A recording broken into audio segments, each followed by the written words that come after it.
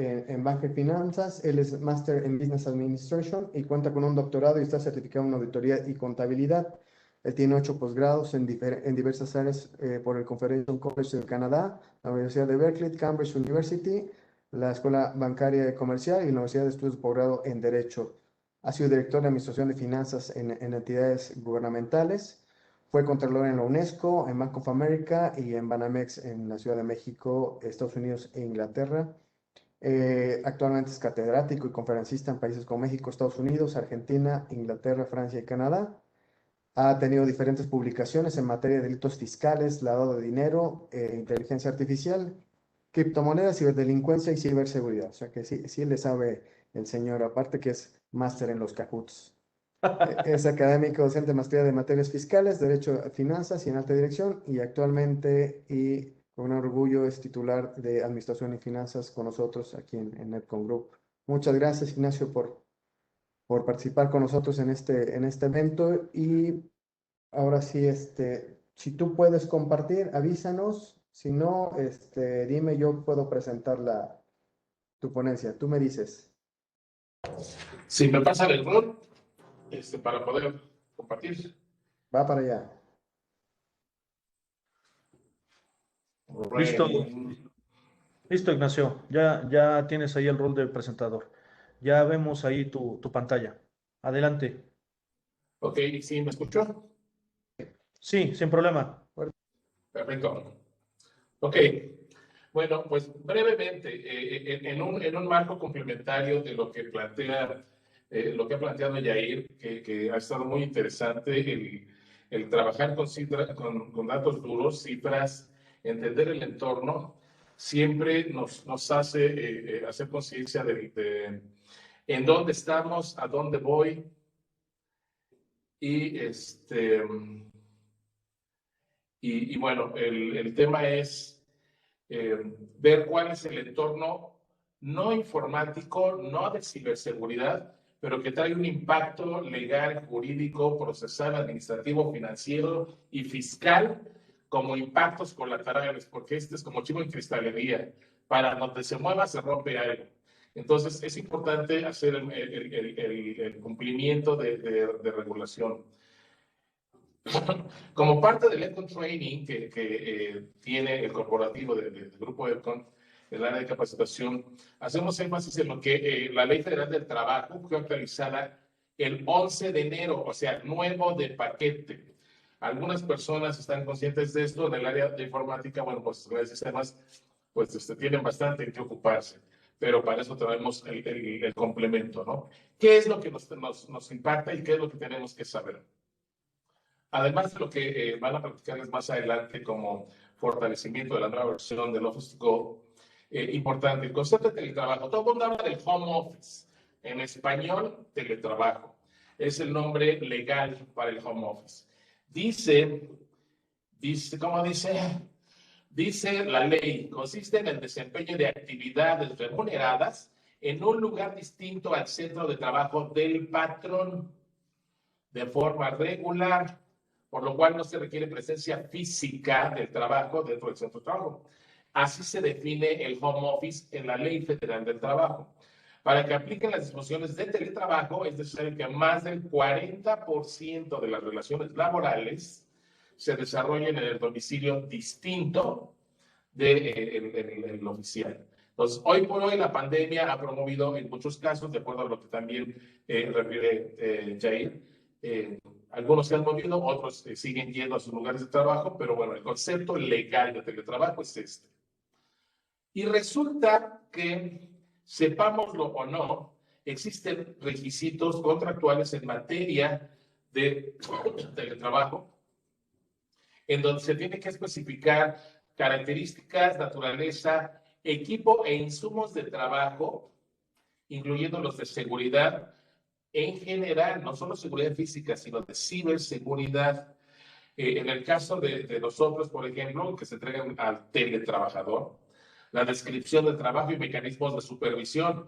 Ojo, esto implica teletrabajo. No es lo mismo la supervisión el año pasado, que era presencia física en las instalaciones y supervisabas y regañabas y jalabas y mandabas llamar, que la supervisión en el home office debe existir esta supervisión, debe ser parte de los alcances que estén incluidos en el contrato. Esto es por ley. En el caso de nosotros, EDCON actualizó obviamente sus contratos al personal, incluyendo esta nueva característica.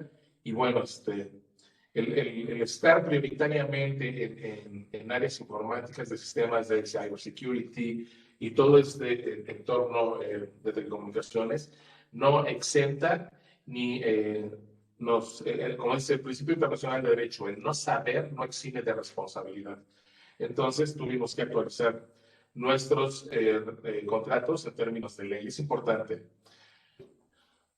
Y luego, esta nueva ley obliga en particular a los patrones en materia de teletrabajo. El home office está regulado y tiene obligaciones para las empresas. Y dice en su artículo 330, fracción E, apartado 5, los patrones están obligados a implementar mecanismos que preserven la seguridad de la información. O sea, no es si quieres, no es porque te conviene, no es porque te garantiza, es porque sí o sí, y es una ley federal. Esto es en todo el país a partir del 11 de enero, bueno, que se publica y entra en vigor el 12 de enero. Todas las empresas tienen obligación federal de cumplir con la obligación de preservar la seguridad de información y los datos utilizados por las personas trabajadoras en la modalidad de teletrabajo. Tómala.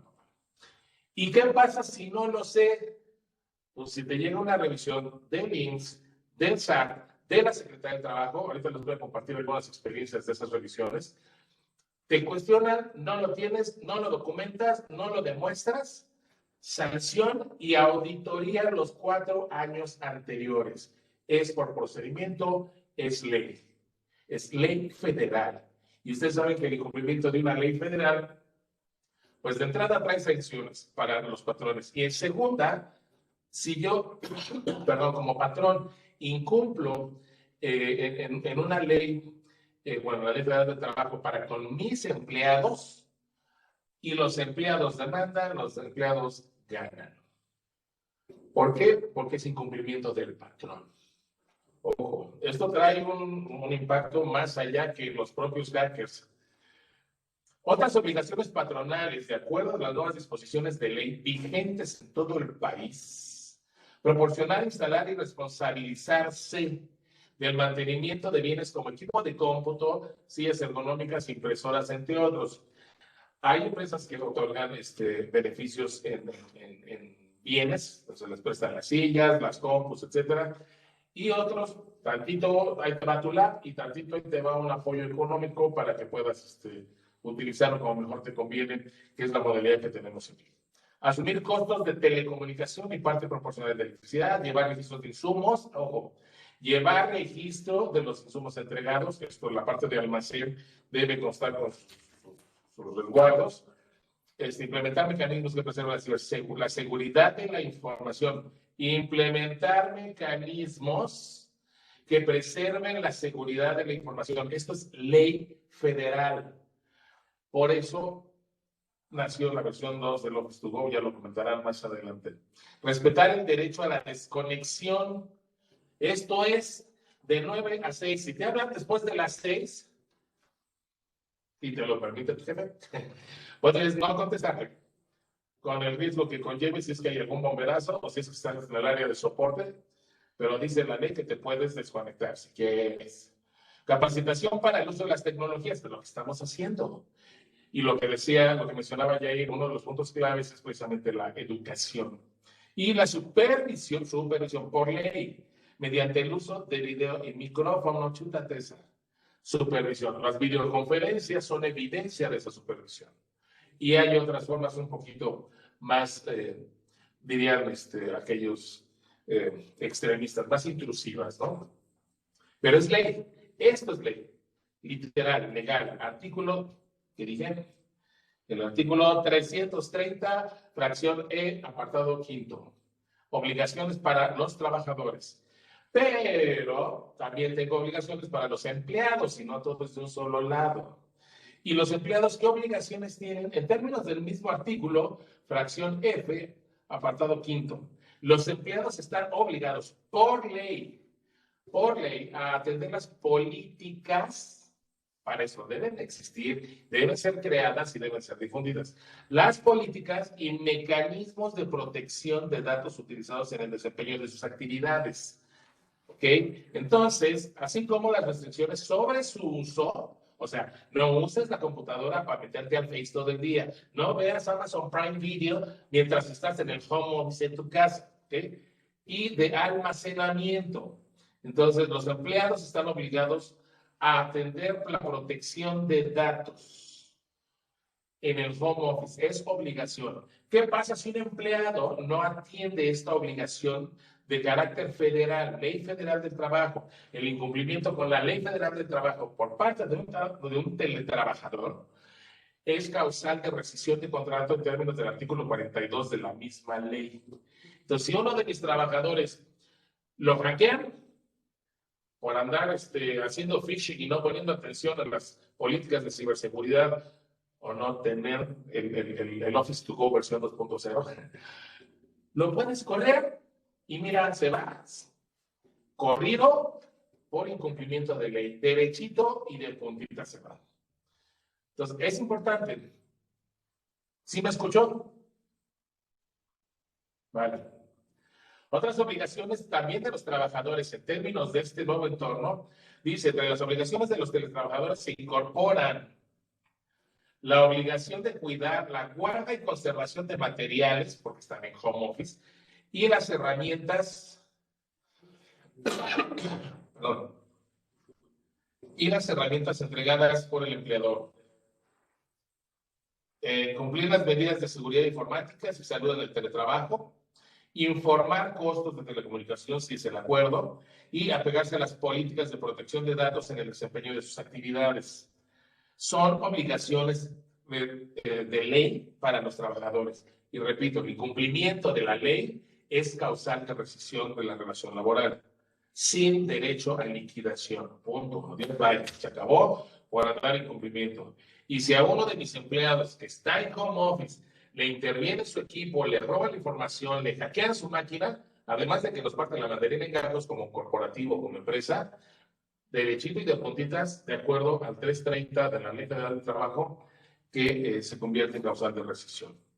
Entonces, esto va más allá. Y las inspecciones, yo les comento algunas experiencias, establece que la autoridad laboral, la Secretaría del Trabajo directamente, o el IMSS, que es autoridad laboral, o el ISSSTE, según sea el caso, o el SAT, que también es considerada autoridad laboral, deberá comprobar la entrega de insumos al empleado para la realización de sus labores. O sea, yo le di su lab para que se vaya ya. No traigo una computadora de escritorio, no. Traigo una lab. Bien.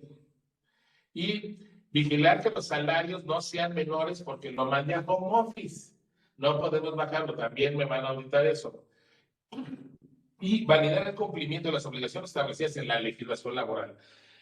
Ya me ha tocado en alguna ocasión tener auditoría de la Secretaría del Trabajo y cualquiera de estas auditorías, SAT, Secretaría del Trabajo, IMSS o ISSSTE, según su caso, que lleguen, hoy viene, toca la puerta, espero que no ahorita, toco madera, viene y pregunta, soy auditor del IMSS o de la Secretaría del Trabajo y vengo a validar el cumplimiento de ley.